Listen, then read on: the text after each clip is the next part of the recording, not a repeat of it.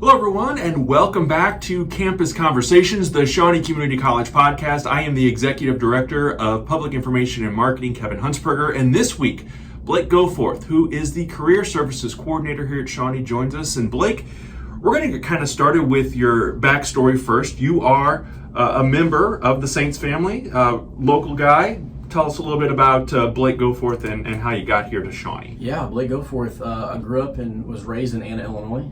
So I went to AJ, Go Wildcats. After I graduated from AJ, I came here to Shawnee Community College on a golf scholarship.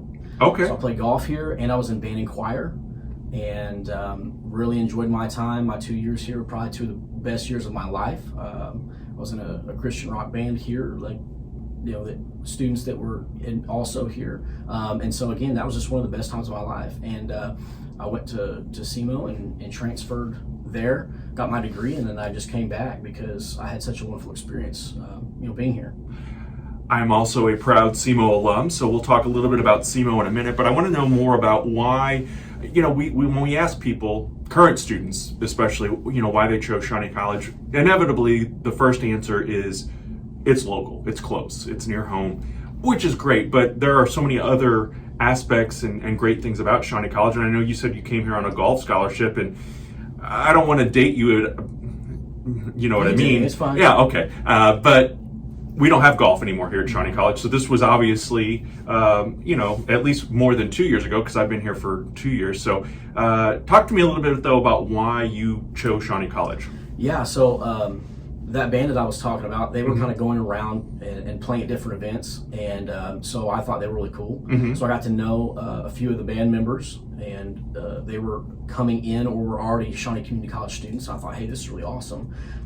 Again, playing golf at AJ and coming in with D.W. Davis, that golf coach at that time, and he gave me the opportunity to play, and I really wanted to do that. In terms of conversing with my parents. And again, this is a point that I try to emphasize with students today is, you might have an opportunity to go play some sports somewhere.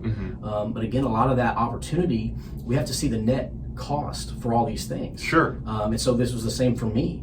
And as I looked at the scholarship money I could get elsewhere, in terms of the total cost, it was going to cost me like $20,000 a semester, even with the scholarship money that was a decent amount. Yeah. But with maybe the $500, the $1,000, because I was an athlete, it was totally covered.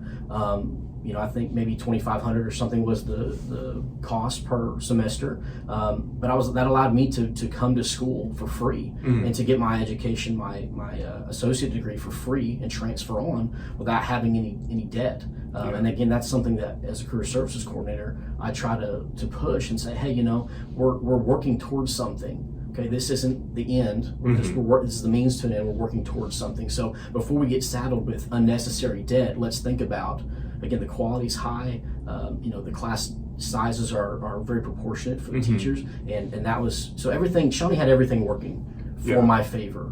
So I was for it. My parents were for it, and it just worked out. It just worked out really well. And you transferred to SEMO, which obviously here at Shawnee, there are plenty of options, whether you're going to just get a certificate and then go right into the workforce, or if you are like Blake and many others here, transfer to SEMO, SIU, whatever university of choice. We work closely with SEMO, SIU, Murray State, but obviously the transfer options are limitless. Tell me a little bit about why you picked SEMO, across the river, probably about an hour or so away from Anna? Well, from Anna, it's actually a little closer if you live on that side of town, and so it was about a 25-30 minute drive. Oh wow! Okay. For me, and you just commuted back and forth. I commuted right? back and forth again. With that, it would have been fun. Yeah. But my parents set me down and said, look, we had made mistakes in the past in terms of not being as good stewards of what we wanted to, and we want to make sure that you get off on the right foot. Sure. Again, which I take that and try to preach that to our students as well. But yeah, I was a legacy student. Both my parents had graduated from SEMO. Just kind of, my mom was from Cape, so just kind of the connection there. That helped. I got some scholarship money for academics as well as that legacy scholarship. So again, kind of keeping that same, trying to keep the cost down, getting a degree and being out in the workforce without having saddled with debt. Yeah, and I like the program. I like the campus. What'd you major in? I majored in public relations with an emphasis in public relations. So mass comm with an emphasis in public relations. Okay. And a minor in music. Okay. We followed a very similar path. I was mass comm major as well. It's very interesting that, things that change and develop and grow, not just, obviously at SEMO where we have a common bond, but here at Shawnee as well. Did you think going into SEMO, graduating, did you come here to work immediately after graduation? I didn't. I had one sales job that I really got into it, and I thought, I really am not liking this, for whatever reason. And so I quickly started working at a local bank. I worked there for 9 months and started applying here for different positions. And so it was not my first career job, but it's certainly been the longest. I've been here almost 9 years. Oh, wow. And I've had a multitude of titles. But again, coming from career aspect, I love that because I've been able to learn so many different aspects of the college and different careers.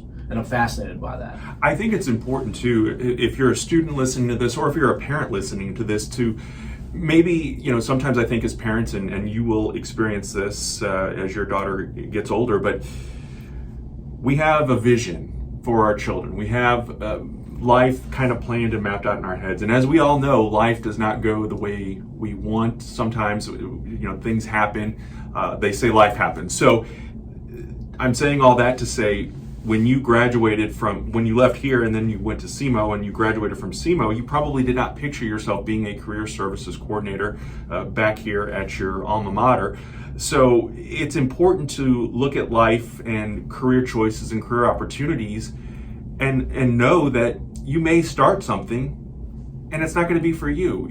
On paper it sounds good, it looks good, but I'm sure that you've had conversations with a lot of students here, because at 18, 19 years old, it's hard to decide what you want for breakfast, much less what you want to do for the rest of your life. And then you put that pressure on yourself of, well, this was my major and now I've got to fulfill this because I went to college for this. But really, I think people like you that are here to kind of talk and guide these students on the right path to get to wherever it is they want to go. Well, and it's funny you say that because, through my journey, I had no idea what I wanted to do. So I graduated from Shawnee, I transferred to SEMO, and they said, hey, now's the time. You got to pick something. Right. You've gone as far as your generals will allow you to go. You got to pick something. And so, and public relations was great because you got to learn a little bit about a whole bunch of different things. But that's one of the reasons why I love my position so much. And now in the work that we do in career services is because I don't want other students to make the same mistake that I made. And, trying to get out and trying to figure out and explore, what do you want to do? What are you interested in? One of the big things is, we want to find out what they're passionate about. If we can find out what they're passionate about and we can allow them to, explore that, finding something they would do whether they're making money or not doing it, and then helping them to figure out how to get paid to do it. Sure. If we met at Kroger and you said, hey, do you have any career advice for me? I'm like, heck yeah, I have career advice for you. Let's talk. I mean, and so I love talking about career and personal finance and financial literacy and being successful in life. Luckily the college does pay me to do it, and I'm very grateful for that. Right. But that's something I would love to do whether I was being paid or not. And if we can link that together, they can have a very passionate job that they love for a long time. And again, it's one of those things where I want students to get into the industry, talk to people that are in the industry, whether they know them or whether we help them in the career services, connect with industry partners to ask the hard questions. Hey, this looks really good, kind of looking at it through Hallmark lenses. What are the negatives? What are the hard parts? What do you wish that you would have known before you got into the industry? What am I not seeing behind the scenes here? Because there's always things that you're not seeing. And so that's kind of important. It's funny, I look back and, again, trying to help students not make the same mistakes that I made. When we had our job shadow days, I job shadowed my uncle, who's a golf director of golf pro, and runs a golf course. Because I love golf, and I thought, man, this is awesome. Like, all he does is just play golf all day and talk to people. And at that point in his career, that still wasn't everything he did. It was Right. a lot of what he did. Yeah. But I didn't know the backstory. The proverbial iceberg. You see the top of it, but the majority's below the water. Right. You can't Yeah. see it. And so I've had conversations with my uncle since then. In from 8th grade, that's when I did the first one, and then again my senior in high school, I job shadowed him again.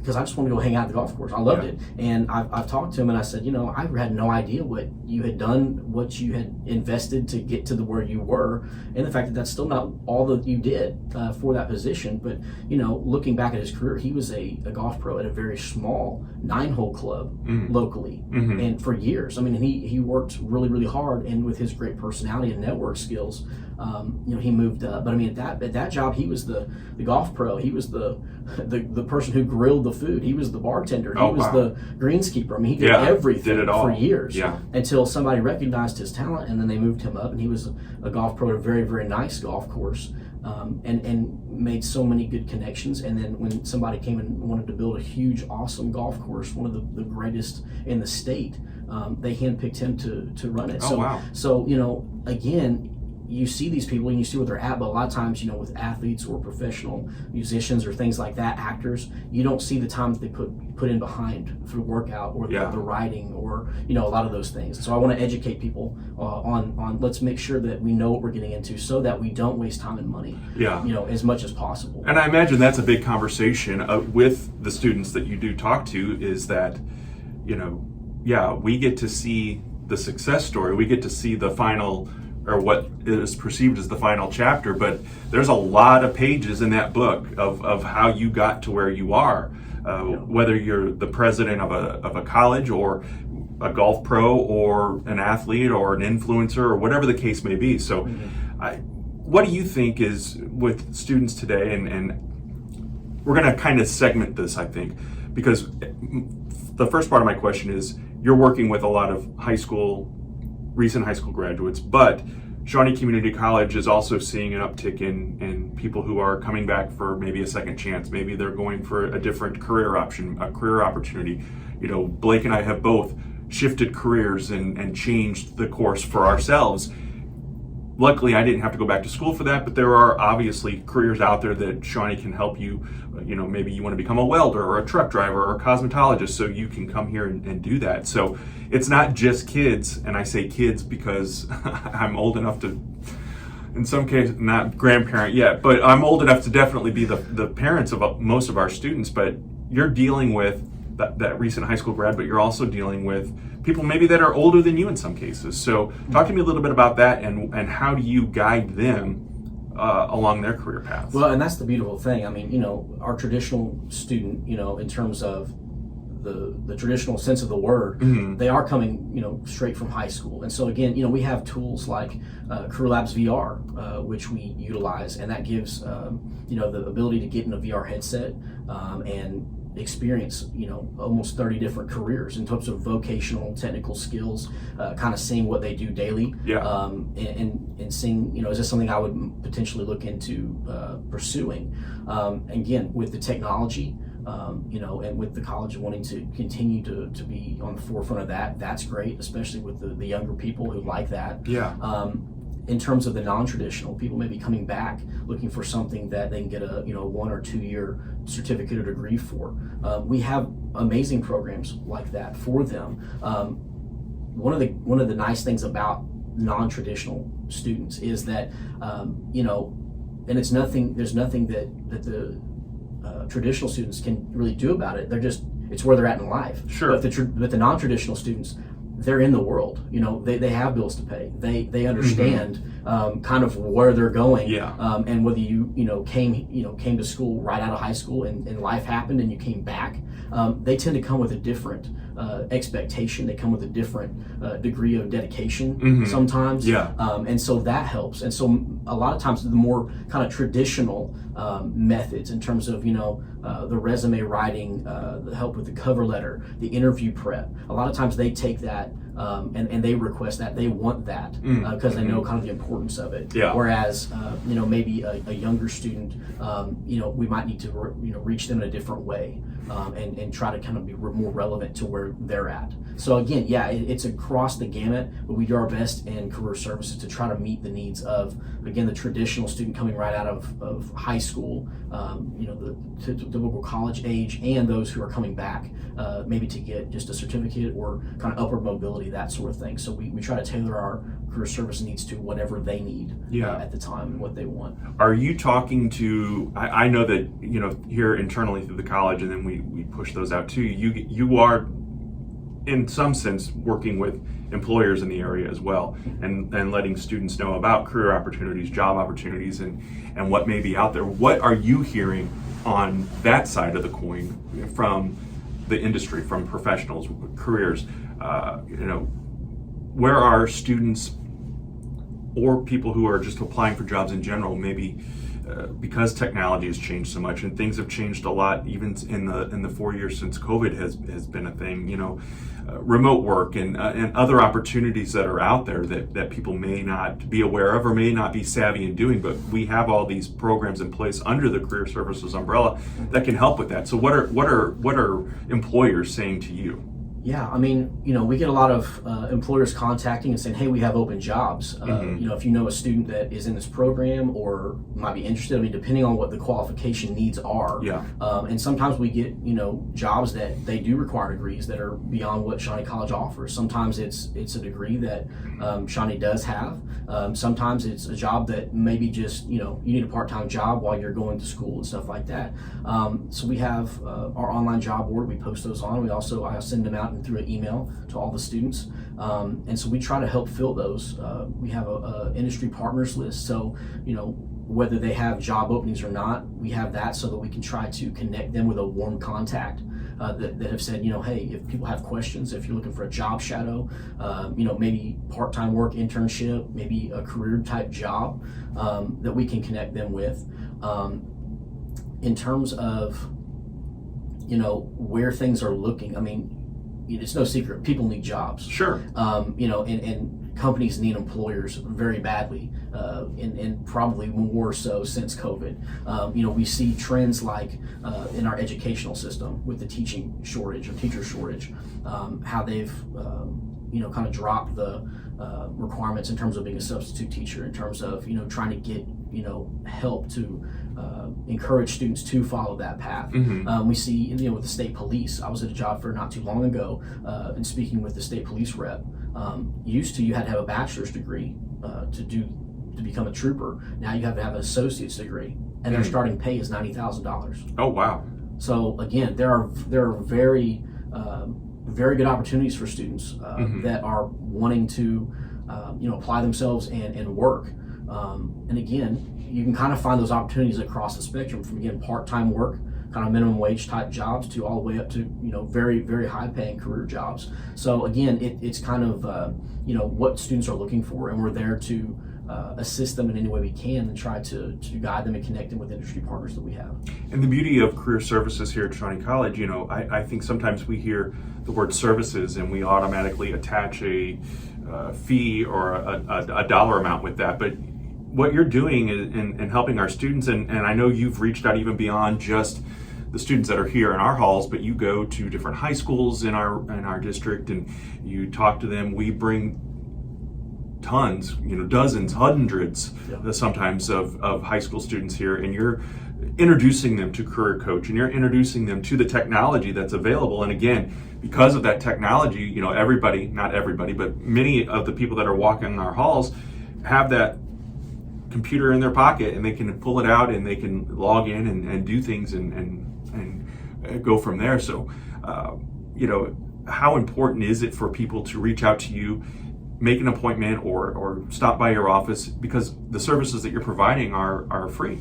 Absolutely, yeah, they're totally free. Whether you're a student or just a community member, or anybody can come and utilize our services. I think it's really important. I mean, again, you're here, you're getting an education, you're trying to, obtain the skills to fill a certain job or career. And again, coming and getting that certificate, coming and getting that degree is great, and it's part of the process. But again, the next step is getting the job. And that's what career services is there to help you with, is to capitalize on what you've been working on and to kind of cap it, and kind of put the exclamation point on it as, yeah, I've gotten the job now. And so, yeah, I mean, we offer through our program Career Coach, we offer career assessment for exploration. If students don't know what they are interested in, it kind of gives a good baseline, and then we'll talk about it. Again, resume building, you can keep up to 6 resumes on Resume Career Coach. It gives a lot of data and statistics about different careers that are in the 16 career clusters and subclusters. We have the opportunity to change the region that we're looking at in terms of the data and statistics. So the entire Shawnee Community College area we have is a 100-mile radius around the college in New Orleans. And then we have the ability to tweak that, so it could be Southern Illinois, it could be Southeast Missouri, it could be Western Kentucky, and so on. Or we can minimize that radius to be 30 miles, 50 miles, something like that. And so again, the information that's pulled from Career Coach will reflect that. So you can look up, how many jobs are available in this, what's the median pay, what are the daily tasks if you're not familiar with what the job does. So again, it provides great outlooks, and again, with the partnerships we have with industry partners, between that and the information there, students should be able to have a decent idea about what a career is before they go into it. Now, the fall semester 2024, as we're recording this, is a week old. How soon do you think students need to come in and chat with you and start looking at and exploring options? Well, I would say yesterday. Again, I think it's of great importance. I mean, you're putting the time and effort in school to graduate, but you're graduating to try to get a job or a career. And so again, I think that's the punctuation mark at the end. And, I tell the students a lot of times, again, the longer you wait, I understand, I was at a school last year and I was talking, and they just didn't seem to be engaging with me like I thought maybe, they should, or I wanted them to. And, I just said, hey, well, I think I'm a pretty cool guy. What's the deal? And one girl raised her hand. She said, I think we're just really scared. And I said, I totally get it. I mean, going from being a student your entire life and everything you've ever known, and then having to jump this chasm and be a working professional, it is scary. And that's all the more reason I said, look, this is all the more reason why you should come to me earlier, and why we should get started on this earlier, that way you can find the industry that you're interested in. You can start networking with people in the industry, getting that internship, building the resume, potentially having a job by the time you graduate. Again, this all comes back to, I don't want students to make the same mistakes that I did and think that, I'm going to walk off that stage and there's going to be 5 or 6 people just going to be begging me to work for them. Right. Sometimes that happens, and if so, great. But majority of the time, that's not how it works. And so if you can get that stuff lined up beforehand, it'll make that transition easier. And I kind of use the analogy of the city pool. If you walk in, on one side there's a ramp, and so you can kind of dip your toes in, get acclimated to the water temperature. You kind of go into the 3 foot, and you can do your bobs, and you can float, and you can practice your different strokes. And if you get water in your mouth or in your nose, you can kind of pop up, catch your breath, and you can kind of continue on from there. Well, as life moves on and as you progress through your studies, you're going to get in the deeper and deeper end, until ultimately what represents the deep end is, the working world and adulthood, where you have to pay taxes and have insurance and bills and things like that you ultimately get to.